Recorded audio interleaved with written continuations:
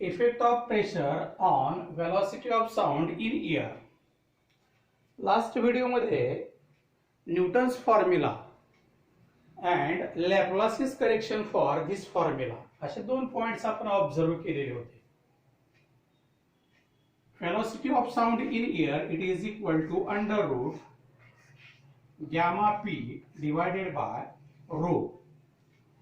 आता याच्यामध्ये प्रत्येक टर्मच मीनिंग जे आहे gamma is equal to gamma ratio of two specific heats. Specific heat of air at constant pressure, specific heat of air at constant volume, its value is 1.4. त्याचा हा जो ratio आहे याची व्हॅल्यू 1.4 येते. इथे ऍटमॉस्फेरिक प्रेशर आणि density of the air substitute केल्यानंतर आपल्याला velocity of sound in air determine होतं.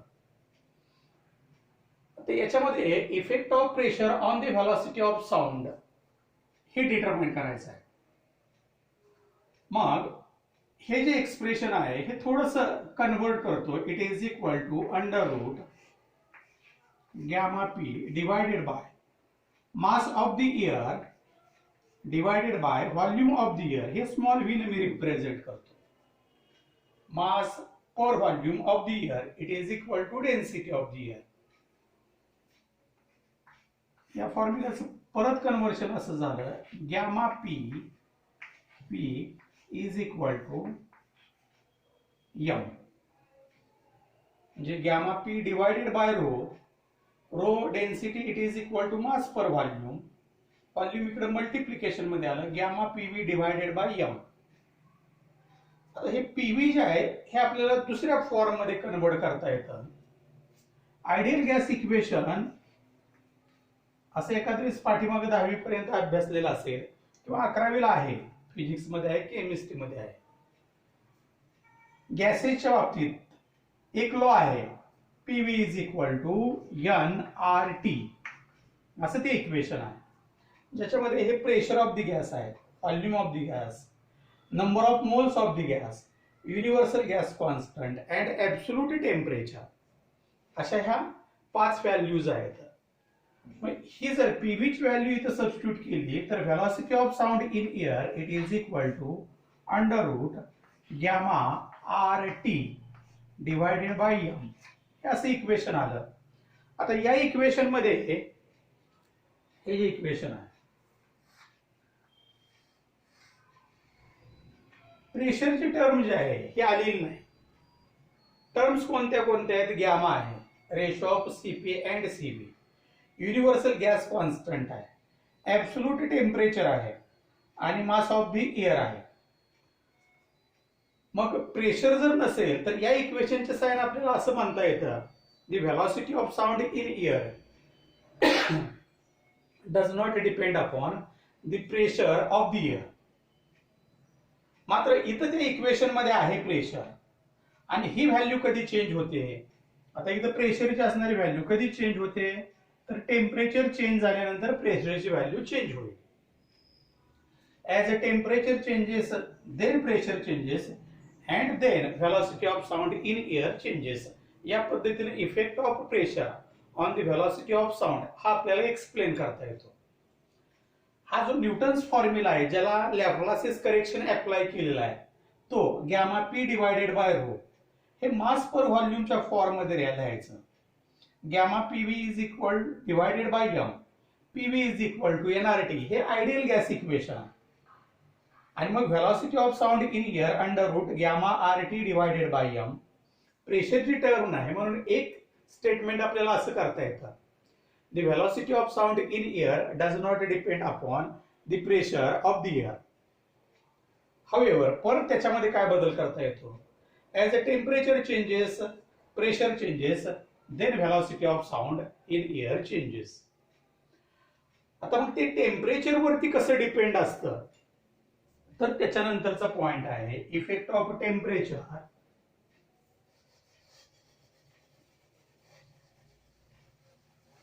On the velocity of sound in air.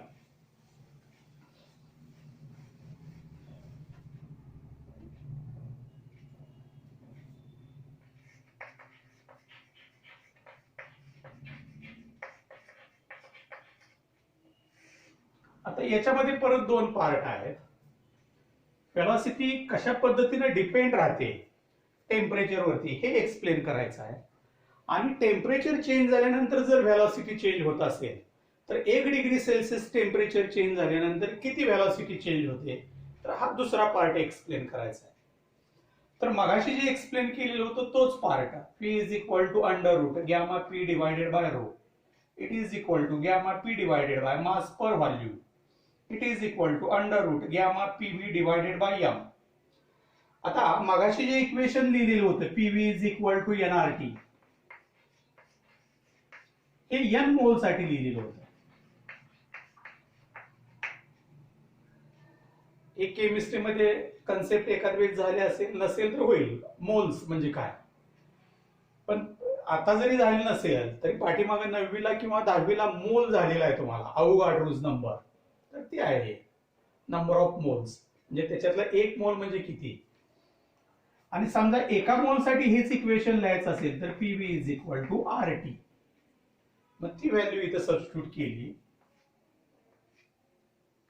velocity is equal to under root gamma RT divided by m. आता इथं दोन values consider करू आपण व्हेलॉसिटीच्या.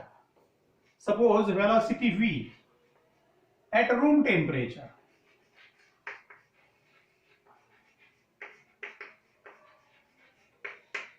and second velocity v naught at absolute zero temperature. म्हणजे हे velocity साठीचं equation आलं in terms of temperature under root gamma R T divided by M. हे कोणत्या टेम्परेचर साठी इक्वेशन आलं, it is at the room temperature. आणि मग V0 at absolute zero temperature जर व्हेलॉसिटी असेल तर मग हे इक्वेशन आपल्याला परत बदलावं लागतं. V not is equal to under root gamma R T zero divided by M. हे जे टेम्परेचर आहे 0 डिग्री सेल्सिअस टेम्परेचर आहे. समजा या दोन्हींचा रेशो घेतला, V divided by V not is equal to under root gamma R T divided by M. हे आहे असंच लिहिलं याच्या समोर, मात्र हे डिव्हिजन मध्ये आहे. मग डिव्हिजन मध्ये लिहित असताना किंवा मल्टिप्लिकेशन मध्ये घ्यायचं असताना हे इन्व्हर्ट करावं लागेल. M divided by gamma R T zero, M आणि एम कॅन्सल केलं, गॅमा आर कॅन्सल झालं. आणि मग दोन व्हेलॉसिटीचा रेशो जो आहे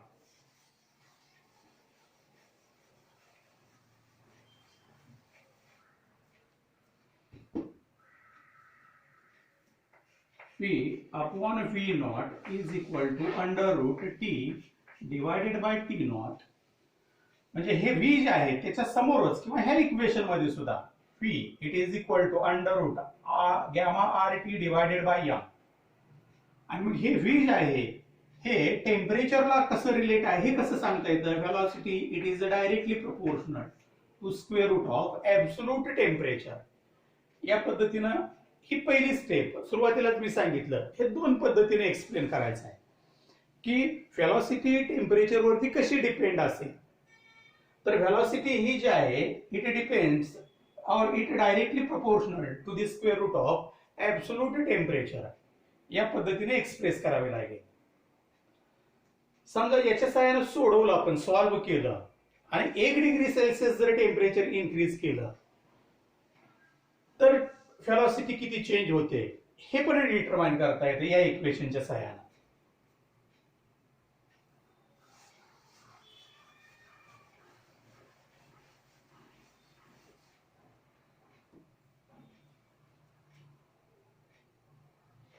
V upon V naught is equal to square root of, आता हे टेम्परेचर जे आहे हे रूम टेम्परेचर आहे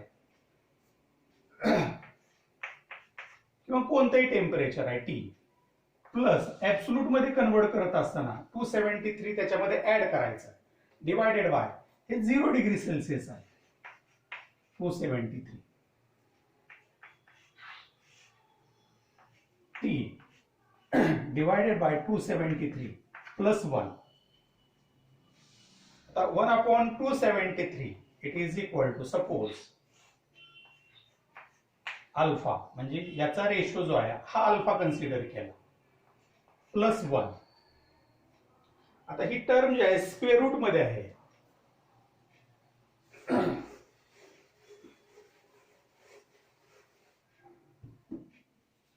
V upon V naught it is equal to 1 plus alpha T square root मध्ये आहे रेस टू हाफ केलं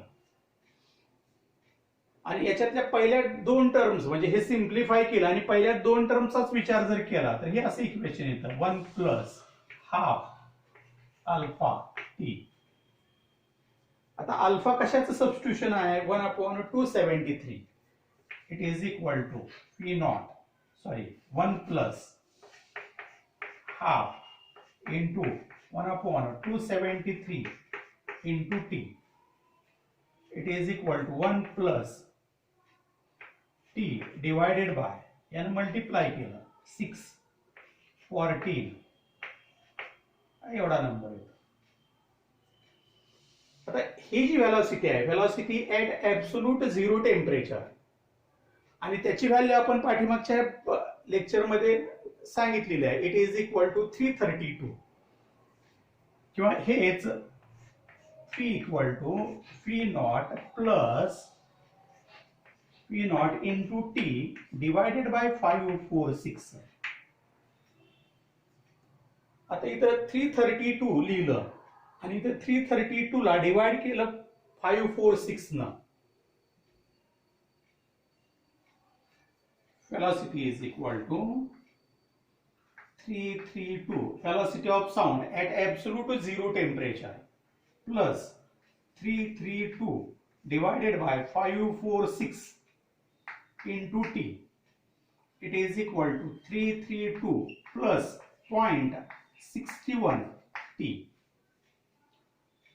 Suppose temperature is increased by 1 degree Celsius म्हणजे इथे एक किंमत ठेवली तर काय इक्वेशन येतं 332 plus 0.61 means 332 plus 0.61 metre per second. या पद्धतीनं velocity of sound in air कधी if temperature is increased by 1 degree Celsius. कसं सिम्प्लिफाय केलेलं आहे बघा, थोडं डिफिकल्ट असेल तुमच्या लेवलला की दोन व्हेलॉसिटीचा ratio velocity at room temperature और at any temperature root T आणि velocity at absolute zero temperature root T upon T zero. आता याच्यावरून फक्त काय म्हणता येतं तर velocity is directly proportional to square root of absolute temperature. V upon V not is equal to कोणतेही ते टेम्परेचर आहे काय ऍब्सोल्यूट मध्ये कन्वर्ट करत असताना त्याच्यामध्ये 273 ऍड करावं लागेल केल्विन मध्ये कन्वर्ट करत असताना divided by 0 degree Celsius it is equal to 273. Divide केलं इथं डिवाइड केलं plus 1 it is equal to under root alpha T plus 1 म्हणजे 1 अपॉन 273 याची व्हॅल्यू जी आहे ती किती सबस्टिट्यूट केली तर अल्फा टी प्लस 1. हेच परत त्याची स्टेप जी आहे V upon V not is equal to 1 plus alpha T raise to half. हे सिम्प्लिफाय केलं आणि पहिल्या दोन स्टेप घेतल्या त्याच्यामधल्या कशासाठी तर त्याच्या पुढच्या ज्या स्टेप्स आहेत त्याची व्हॅल्यू जी येते ती निग्लिजिबल येते. It is equal to 1 plus half alpha T याचं simplification it is equal to 1 plus half अल्फाची व्हॅल्यू सबस्टिट्यूट केली 1 upon 273 into t. It is equal to 1 plus t upon या दोन्हींचं मल्टिप्लिकेशन इकडचं असणार V नॉट न multiply केलं it is equal to V naught plus V naught t upon 546. velocity of sound in air at 0 degree Celsius 332 ती value substitute केली. हे division जे आहे 0.61 येतं. आता इथं टेम्परेचर मी इन्क्रीज केलं सपोज 1 डिग्री सेल्सिअस न म्हणजे इथे एक किंमत ठेवल्यानंतर हा आयाच नंबर राहिला आणि मग 1 डिग्री सेल्सिअस टेम्परेचर इन्क्रीज केल्यानंतर जी व्हेलॉसिटी आहे, velocity of sound in air, it increases by 0.61 metre per second. म्हणजे if temperature is increased by 1 degree Celsius, the velocity of sound in air increases by 0.61 metre per second. हा नंतरचा भाग हाही लक्षात ठेवा. आणि लास्ट पॉइंट जो आहे आजच्या एक्सप्लेनेशन मधला, effect of humidity. Effect of humidity, dry air असेल आणि मॉइश्चर असणारी एअर असेल तर दोन्ही मध्ये असणार स्पीड जे आहे याचं कंपॅरिझन याच्यामध्ये करायचं आहे. किंवा ह्युमिडिटी जर असेल एअर मध्ये तर velocity of sound in air याच्यावरती काय इफेक्ट होतो, तर दोन टर्म्स. एक डेन्सिटी, म्हणजे समजा यम ही मॉइस्ट एअर आहे, म्हणजे ज्याच्यामध्ये मॉइश्चर आहे, ज्या हवेमध्ये मॉइश्चर आहे अशी असणारी हवा. आणि dry air, density of moist air, density of dry air. आता या दोन्हीची तुलना जर केली तर मॉइस्ट एअर जे आहे याची डेन्सिटी जी असते लेस डेन्सिटी, आणि ड्राय एअर जे आहे त्याची असणारी density more density.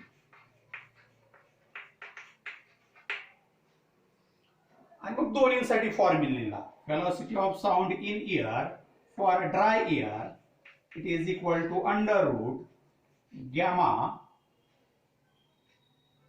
P divided by rho d. Velocity of sound in air in moist air gamma P divided by rho m. या दोन्हींचा रेशो घेतला Vm upon Vd. Vm upon Vd it is equal to reverse Vd upon Vm it is equal to under root.